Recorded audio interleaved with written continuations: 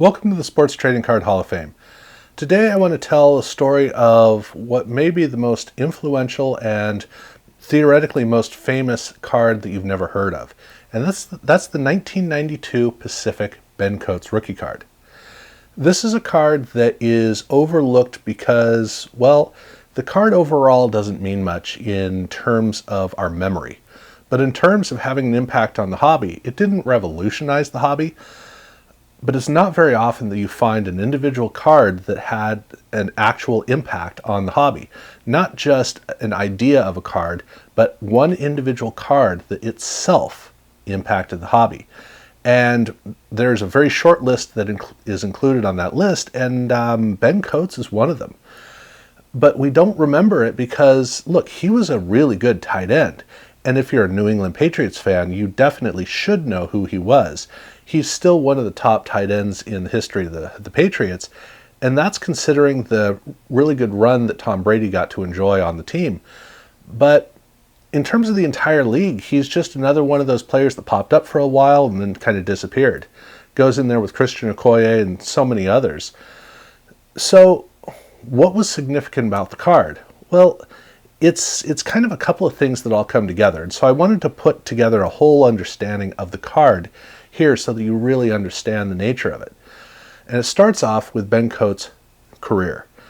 He was taken not too far away in the draft from where Tom Brady would eventually be taken, so way at the back. And he was selected in 1991, where card companies were still trying to understand how to approach the draft. The basic thought was you just put pretty much everybody from the top three, or maybe just the first round, but at least the top three if you're going to really expand out. You get all those players in, and then everybody else isn't really that big of a deal.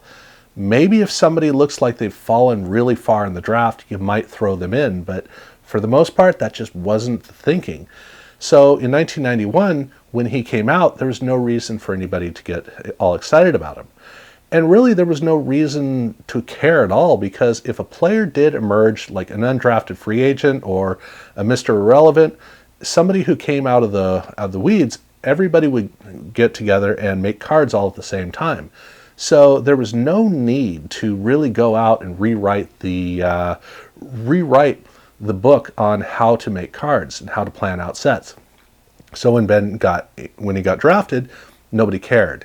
And in 1992, there was one card that was made for him because he did have two games that he played in, and he actually picked up 96 yards between the two games, which for a tight end is really good.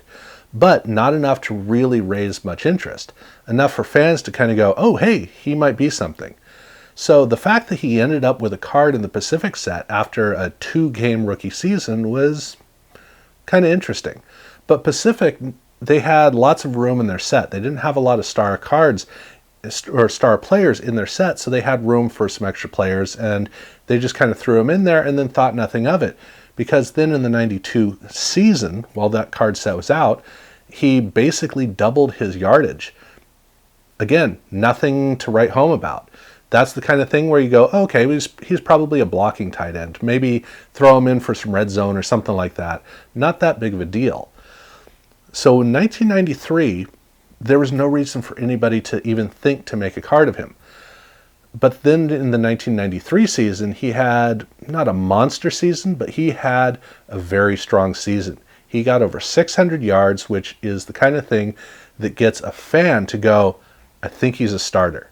But it gets a general fan to go, okay.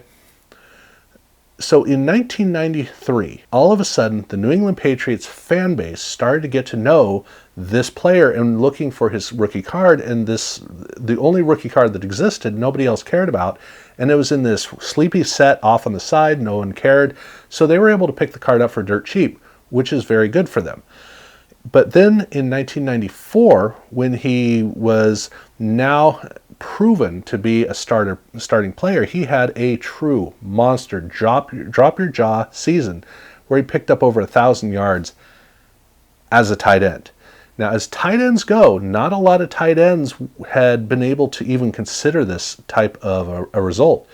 There was a very clear Mount Rushmore, and the Mount Rushmore was Mike Ditka, the first one, Kellen Winslow, that dude from the 70s, Ozzie Newsome, the dude from the 80s, And then Shannon Sharpe was just starting to show everybody that he was the guy for the 90s. And so you basically had that span of 60s, 70s, 80s, and 90s. Those were the big tight end, the legendary tight ends. And like I said, one of them was just proving himself just now. We were starting to think that Sterling Sharpe's little brother might actually have a pretty strong career because he was one of those rare tight ends that was a true pass-catching tight end. And where we would get the luxury of watching a great career in Tony Gonzalez's career and start to get used to the idea that, well, this is something you should consider for a tight end.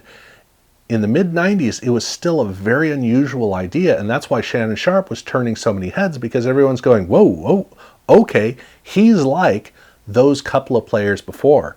So when Ben Coates had a 1,000-yard season, everybody just stopped and went, okay, where's this guy going? And again, there were other tight ends who had had really good seasons, Mark Bavaro, etc. But the thing is that Mark Bavaro was a well-seasoned veteran, and he was somebody who people already knew to pay attention of. Ben Coates kind of came out of nowhere. So after that 1,000-yard season, everybody figured that, okay, he is one of the all-time greats. This is a career that is just, it's going to take off. Everyone got excited, and he went on to, will not have another 1,000-yard season. That's not to say he wasn't one of the top wide receivers and putting up pretty much 1,000-yard seasons. He was right in there. But he was never the true transformative tight end that we all wanted to see. And by the time that Tom Brady took over the helm, just a little over half a decade later, Ben Coates he was not a significant part of the roster anymore. So he had his time span, and it was solid, but there are a lot of players who have had solid time spans in their career. And that's why we don't remember him very well, because he didn't leave a lasting legacy that matched what he had shown in that brief window of time. He was not a flash-in-the-pan player because he actually did post half a decade worth of, if not league-leading numbers, up toward the top of the league, those types of numbers. And that kind of consistency is still something to take great respect for. But the significance of that card comes from the fact that in a brief window of time, the card was truly on a whole nother scale. So, like I said, there was one card that was made in 1992 following his rookie season. And that one card was by Pacific, which was a nice sleepy little card tucked in the corner. Pacific had a tough time really making its place in the card market because it was in football only. It was a single sport card brand, and they were trying to break into baseball, but they were having a tough go of it. And if you're only in one sport, you got to make a go of it because you don't have enough breadth to, one, be able to withstand the struggles of competing in this whatever sport you're in, but two, you don't become as household of a name because if you're in multiple sports, then your brand is known by a broader range of card collectors, and it just becomes kind of second nature in your mind.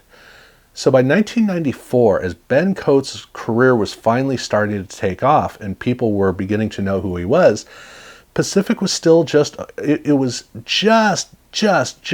breaking into baseball. And it was not yet a player in baseball, but it was one where baseball collectors, some of them knew what this card brand was. But we'd already seen Pro Set fail, we'd already seen Wild Card fail, and we had already seen Pro Line become a part of the classic games suite of cards. So we were seeing the attrition already kicking in, and Pacific was doing a really good job of trying to anchor its place in the card market. And they were thinking outside of the box, and they were swinging for the fences.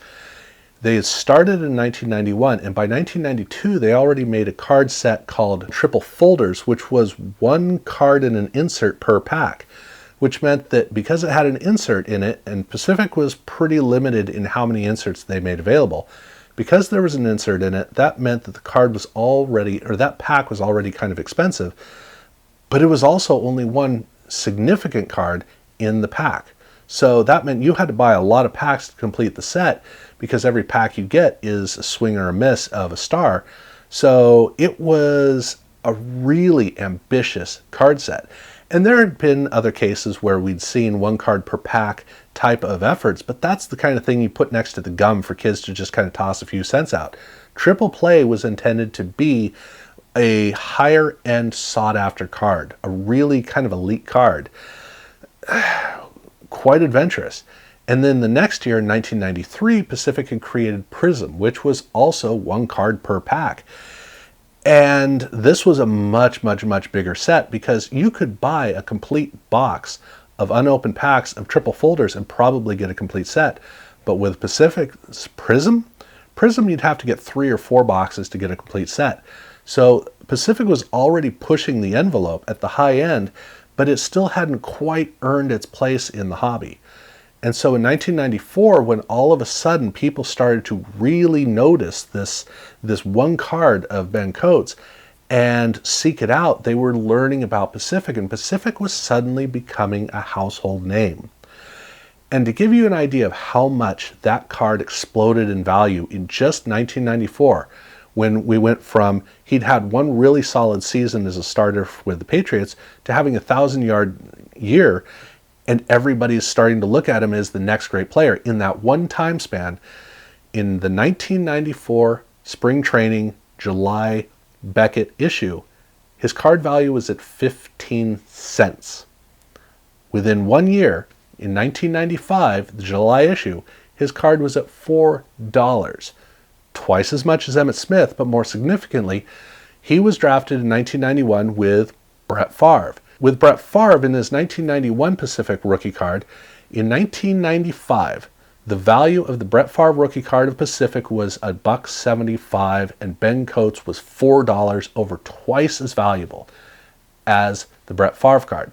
Not because we thought that Ben Coates was about to be the greatest player ever, and Brett Favre was still, he was 1 year away from being a league MVP, so he was still proving himself, but that's the difference of variety. The number of options that you have is going to have a big part in determining how valuable a card is. So for Brett Favre, he had a number of rookie cards. Ben Coates only had one.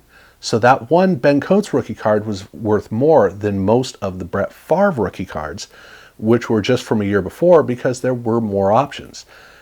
And everybody took notice of this, mostly Pacific. So like I said, Pacific suddenly got fully introduced to the card market. The entire card industry now knew this card company is somebody to pay attention to, which worked perfectly for them because they were already pushing the envelope for what a card brand could put out on the market. And so by 1995, thankfully, they were such a household name that it was perfectly primed for Crown Royale. But on top of that, Pacific also started to begin the process of thinking about how do we do this in the future. And so they began, not in 1995, but they began to create smaller sets that were just kind of in there with filler cards. And these sets had names like Best Kept Secrets. So you could have your main set with all the cards everybody cares for. And then you could have an additional card, which they'd been doing all the way back from 1994 in Prism cards. You could just have an extra card that was like a filler. There was a whole nother set that was players nobody cared about. You could have kickers and punters and linemen and all of that stuff in there. You could have secondary, tertiary players that are just there who knows? Maybe someday this Terrell Owens guy may actually have a decent career. This Rod Smith guy, maybe he'll have a career. And so there are a number of cards that kind of pop up in these weird spots where Pacific was trying to throw a bunch of extra names out there that might actually turn into something. And this actually paid off, not for them, but it paid off for the card world, where in 1997 Pacific Philadelphia, in their filler set, they had a kicker with the New England Patriots by the name of Adam Vinatieri. This was years before Adam got any other cards. And this card, unlike the Ben Coates, has held up over the years to a jaw-dropping value to this day because Adam Vinatieri had the career Ben Coates did not have, but also the Pacific Philadelphia set was more rare. And so it was a perfect storm, so that Adam Vinatieri card is truly an eye-popping, how in the world is that card worth that much kind of a card? Which was something Pacific was trying to prepare itself for. It was putting the cards out there for that potential down the road, And had they held up long enough, they would have really been able to enjoy that card remaining a part of the memory of card collectors. But they weren't the only ones who were doing this, because in 1994, there were almost no Series 2 sets. You had Ultra, but past that, you really didn't have much, because by that point, the idea of having a Series 2 was kind of redundant. There were too many card brands in football. You could do it in baseball, you could do it in basketball, you could do it in hockey, but in football, there's just too much to collect. So having a Series 2 made no sense. You just put it all in one series. And like I said, there was Ultra, and there were, I think Extra Pack was still doing Series 2 by 1994. But past that, you were really hard pressed to find anybody who did it. However, in 1995, Collector's Choice made an update set, which was dedicated to rookies. That was already becoming a concept that companies were starting to think about, because in 1995, that was the year when everybody was flooding into the market. All of these Ben Coates cards, they were catching up to the one card that Pacific had in the years past. And Pacific wasn't the only card company that was thinking in terms of getting a few extra players in there, because you never know, they may succeed. So that's why you have Teddy Bruschi, Ray Lewis, Terrell Owens cards. Those cards in 1996 were popping into packs for the simple reason that, well, you never know. And it wasn't just Ben Coates, because also in 1995 you had very few Curtis Martin cards in Series 1, and you had virtually nothing of Terrell Davis in Series 1. But by the end of the year, card companies were already trying to push those cards out, because those two players, in the case of Curtis Martin, he didn't come out of nowhere. He just came out of a lower tier of expectation. Terrell Davis did come out of nowhere. So with the memory of Ben Coates and then the realization of Terrell Davis and Curtis Martin, the combination of those three, that meant that in 1996 it was, okay, we got to make sure that somewhere in our portfolio we've got rookie cards of these guys. And there are a number of players who have very few rookie cards who became very popular down the road, all thanks to the Ben Coates effect on the market. This resulted ultimately in the year 2000, where rookies were becoming a much bigger part of the hobby, period. And there were already sets where there were more rookies than regular veterans. And so we got a lot of Tom Brady cards in the 2000 set because of the inundation of tons of rookies. But some of those rookies show up in some weird places, because he showed up in an insert set. He showed up in a set that didn't have a lot of rookies. And the reason for that is because there was also a realization that it's better to get a bunch of playmakers in your set for who knows what reason down the road. Get that in place, because you may actually, that may be something you cash in with. Way back in 1993, Pro Set Power had a big Rookie Fest card set that they had released that had Trent Green's rookie card. And you'll notice that I'm talking about it in a singular, because Trent Green had basically nothing in terms of rookie cards, but he, along with Mark Brunell, were these overlooked quarterbacks who shone later on in their career. And in the case of Trent Green, he shone at the same time as Kurt Warner, just before Tom Brady hit the scene. So there was this realization that we need to have more quarterbacks and some more of the playmakers in these sets. That concept was something that was beginning to be a stronger part of the card market, where in 1995, that wasn't the thought. The thought was more based on the front half of the draft versus the back half. By the end of the decade, it was thinking about, no, we got to find those potential guys hidden throughout. So we're going to back off on the linemen. We're going to basically eliminate the special teams, unless the Raiders lose their mind and draft a kicker in the first round. Then maybe we'll consider him. But let's get as many playmakers stuffed into these sets as we possibly can.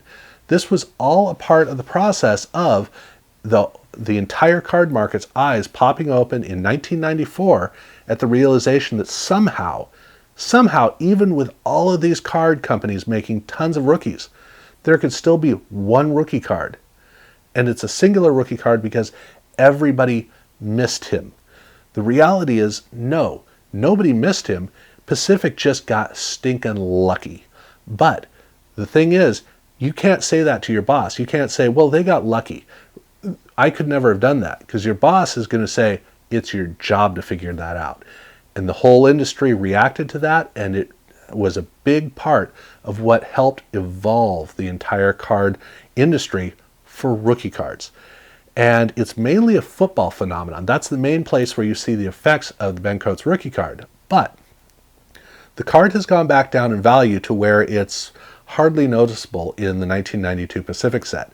And like I said, that's because he had a number of good years, but he didn't hold up long enough to really cement his presence in the minds of collectors.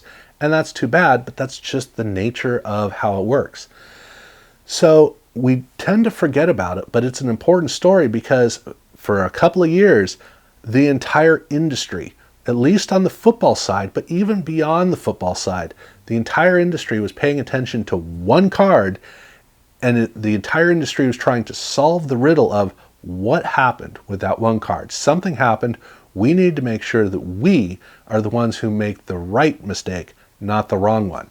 And the right mistake is to try too hard. The wrong mistake is to be caught flat-footed doing all the right things and missing the big opportunity. And that's why in the year 2000, there are so many Tom Brady rookie cards for a guy who absolutely should have been overlooked by just about everybody. Instead, the market was well prepared for a New England Patriots player who was drafted down in the range of 200, who even in his rookie season played no more than 2 games. And that is exactly what the industry needed to learn. And whether you like the industry where it is now or not, this is a big part of it. So that is why I wanted to make sure that this story is told, because this really is one of those rare cases of a card, an individual card that itself shaped the card industry. And the fact that there is a card, an individual card that could have that kind of an impact, is a tremendous gift for us as we look back at cards and go, oh, so that's part of why we're where we are. So I hope that you've appreciated this story. There's a lot to it, and I think I got all the pieces in there. I certainly hope so. So let me know in the comments below your thoughts on whether you think this card is overrated, whether you think that the hobby needs to better appreciate it, or maybe how the hobby could potentially better appreciate the card down the road, because personally I think that it should be better remembered. The 1991 Donruss Elite cards in baseball are very well remembered for what they are, and yet Ben Coates, nobody even knows it exists. So I have my perspective on it. I'm curious what your perspective is. This is a part of a number of stories that I'm telling here this month. So if you want to learn more about draft pick rookie cards, or more about the iconic stature of the Mickey Mantle 1952 tops, or what is going to be coming up for me next week as I'm doing these, is the 1990 Pro set, football card set. Check those out. Definitely do so. So subscribe if you haven't done so already. Ring the bell if you want to be notified. And I really appreciate your watching. Thank you.